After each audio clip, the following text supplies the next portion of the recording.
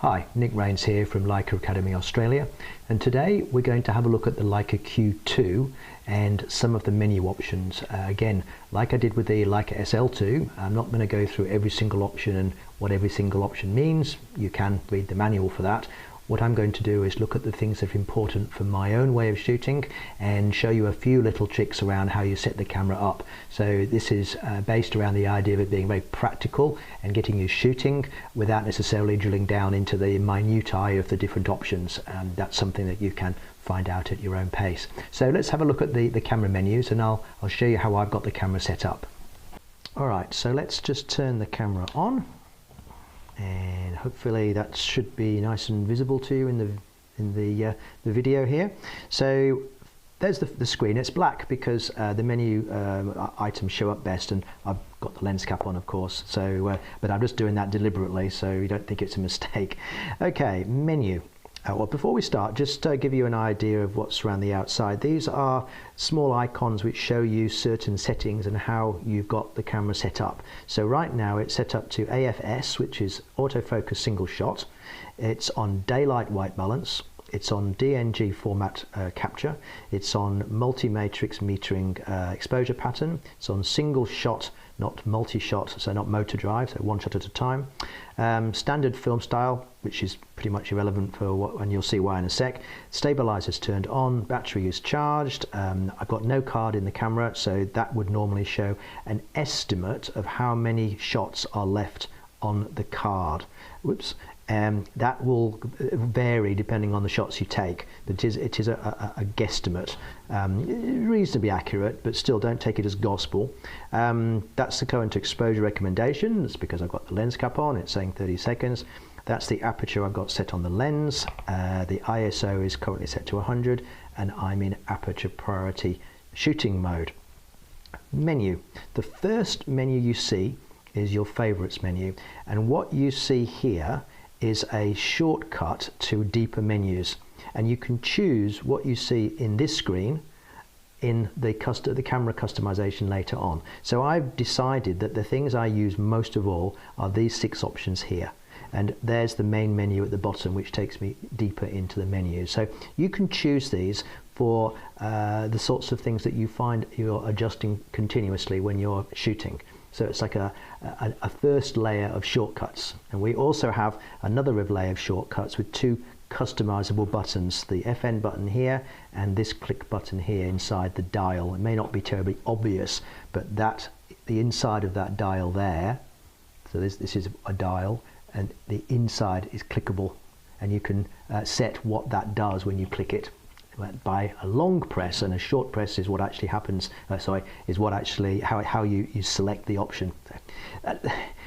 It's not terribly intuitive how that works, so let me explain further when we get further into the menus.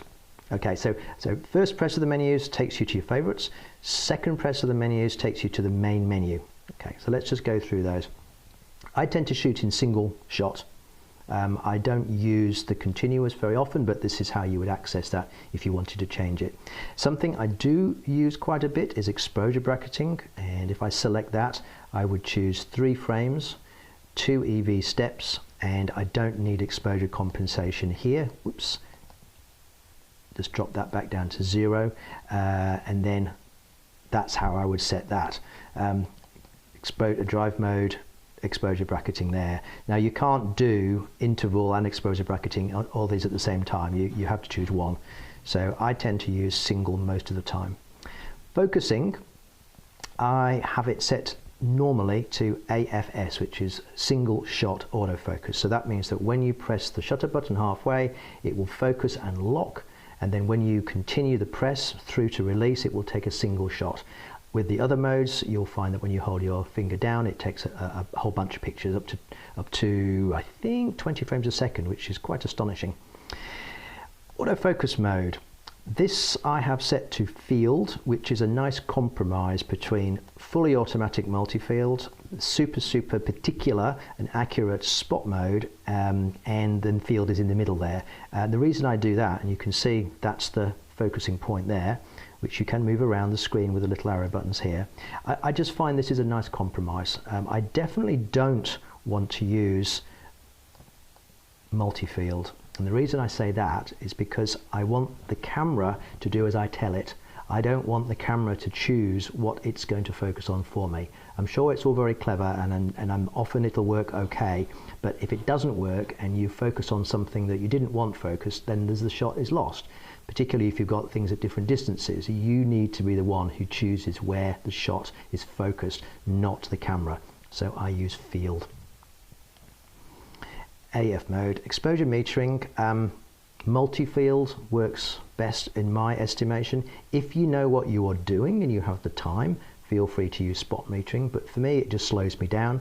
I just want to use multi-field, and that seems to give me the best results. Effectively, it looks at a large number of different parts of the picture, takes an exposure reading for each one, and then ignores the ones that are clearly off the scale. Like if the sun was in the shot, it wouldn't underexpose the picture. So I find it works really well. It's very clever. White balance, I tend to not use auto white balance. I am shooting raw all the time, so this is less important. I find that daylight is where the camera lives most of the time, and if you are shooting raw, then you can choose any of these options later in Lightroom without any penalty. So it's not a big deal, but worth leaving it on daylight. Leica photos, let's move past that one. We'll come to that in another video. So drilling deeper down, exposure comp will generally be set to this dial here, as you can see, so we don't need to set that in the menus, so let's move past that. ISO, again, we'll set that onto a custom button, but if you wanted to, you could access it through here. Auto ISO settings are worth discussion. This is the maximum ISO that you're comfortable shooting at, and I'm going to put this on 6400 because this camera is entirely respectable at 6400 ISO. And this is an interesting one. Takes a bit of explaining. 1/4f, what does that mean? It means that your minimum shutter speed will be 1 divided by the focal length of the lens that you're using. Okay, so right now, if I was using a 50mm lens, that would be a 50th of a second, would be my minimum shutter speed. If I do 1/4f, it would mean a 200th of a second would be my minimum shutter speed. And that's to remove the risk of camera shake. So I tend to leave it on 1/2f because the camera has a very good stabilizer built into the lens and will help you as well. And bear in mind, this isn't a do everything mode. If you've got a very fast moving subject, then that baseline shutter speed may not be sufficient. You'll have to go into a different camera mode to compensate for that. White balance we've already looked at. Now, photo file format, I use DNG only. I very rarely shoot DNG plus JPEG, which means that the JPEG resolution here is irrelevant, so I don't need to even discuss that. Color management, shooting raw, this is irrelevant too. Whether you set this to sRGB or any of these other options, it has no effect on the final frame because we choose that later in Lightroom, so we can move past that. Same with film style, same with scene mode. None of those have any relevance if you're shooting raw. Digital zoom, this allows me to crop the picture, and it only applies to JPEGs. You will get a full frame JPEG at 28mm. You'll get a reduced frame of 35mm, but this is a crop, so you are throwing away digital information. If you shoot raw, the crop is it's written into the metadata, and when you open it in Lightroom, you see the crop version. But if you go to the crop tool, you can uncrop the picture back to the full width of the image because it is a raw file. It's capturing the whole image information. If you shoot raw plus JPEG, you get the cropped JPEG and you get the full-size raw file, so you can have a bet both ways.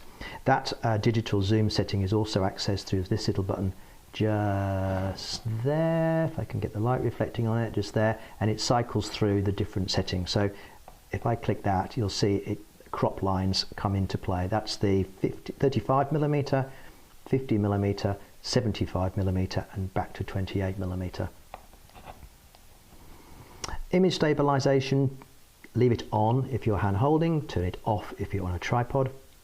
Electronic shutter, this gives you the option of a hybrid electronic shutter beyond, let me see, an 8,000th I think it is, and that means that the camera makes no noise whatsoever when you shoot.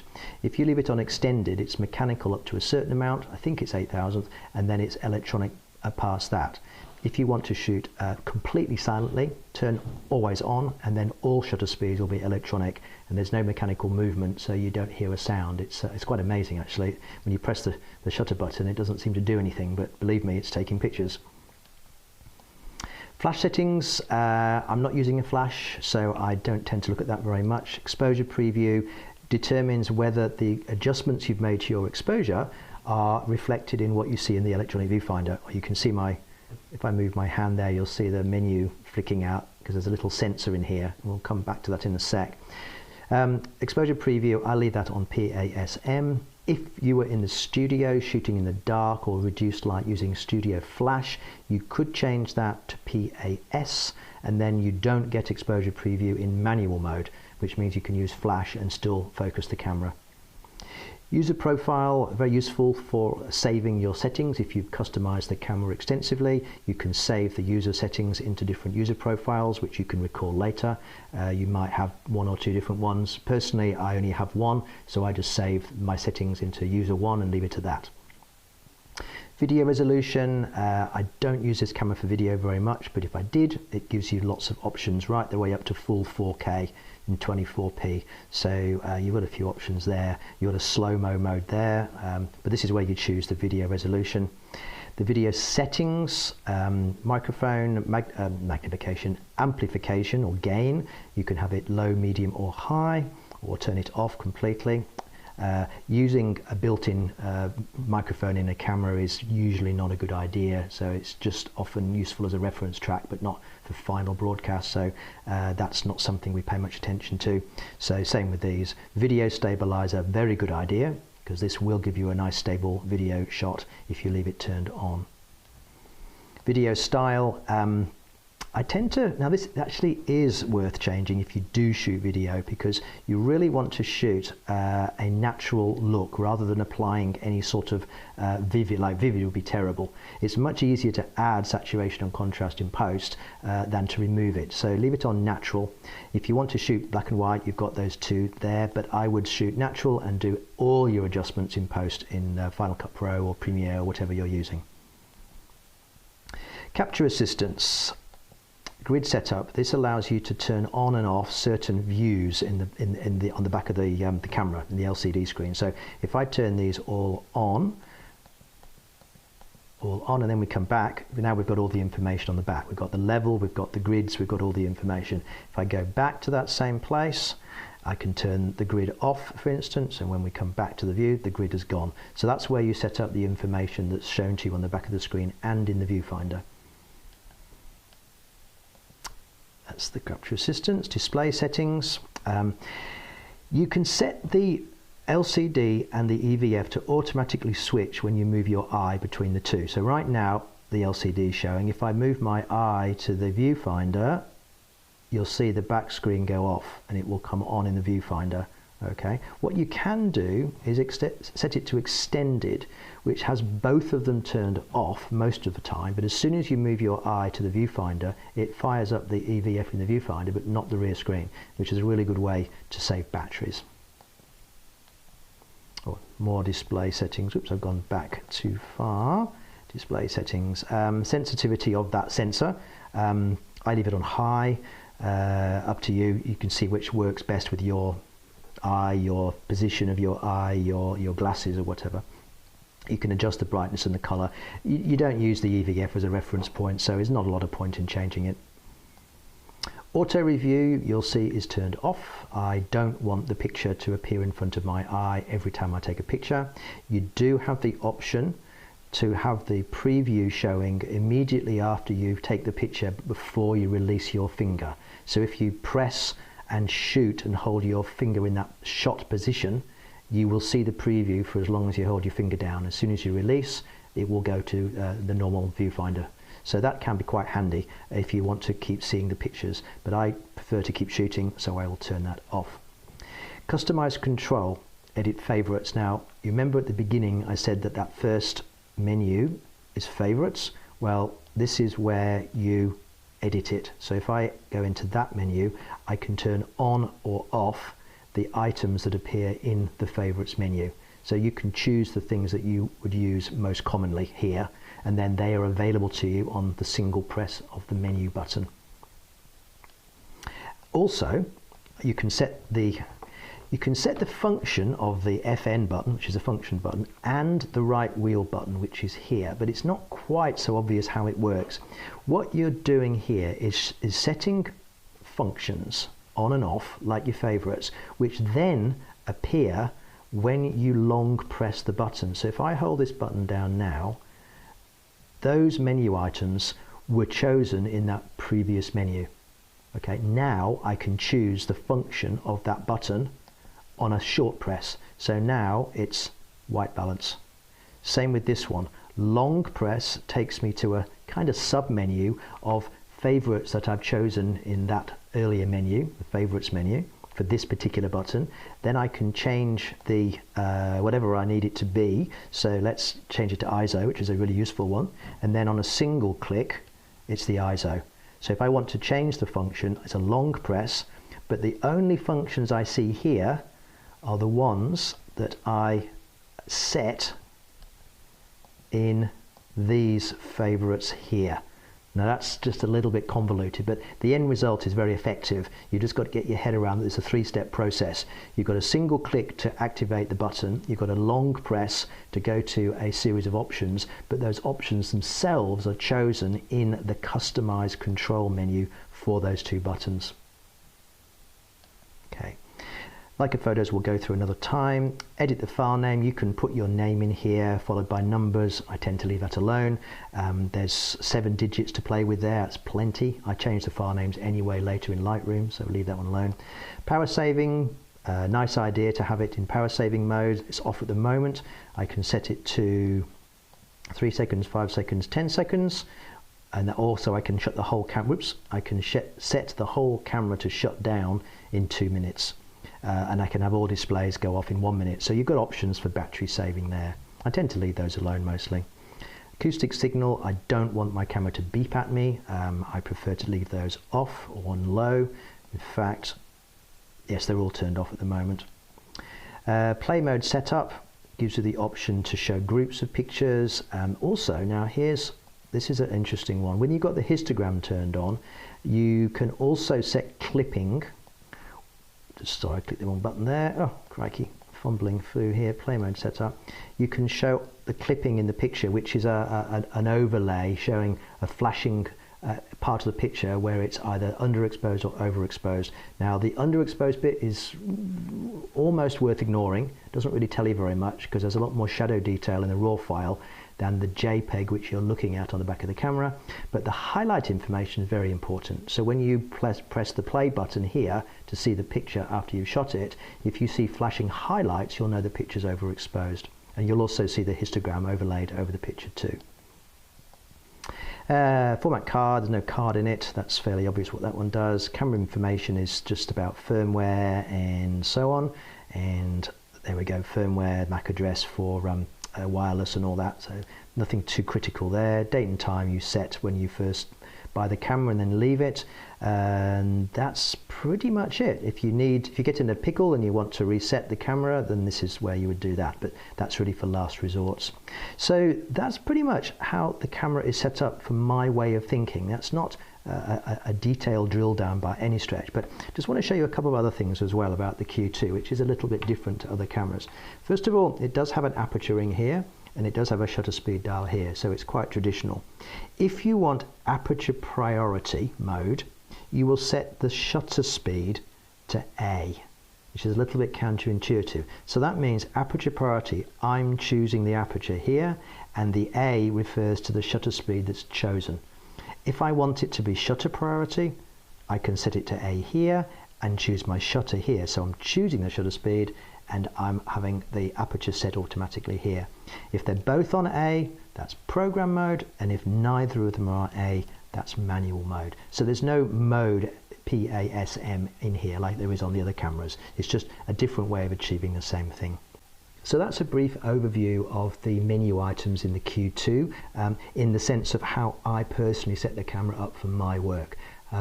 You may choose to differ on some of those items. There may be settings that you need to change for yourself, but I just wanted to explain how I use it in the real world.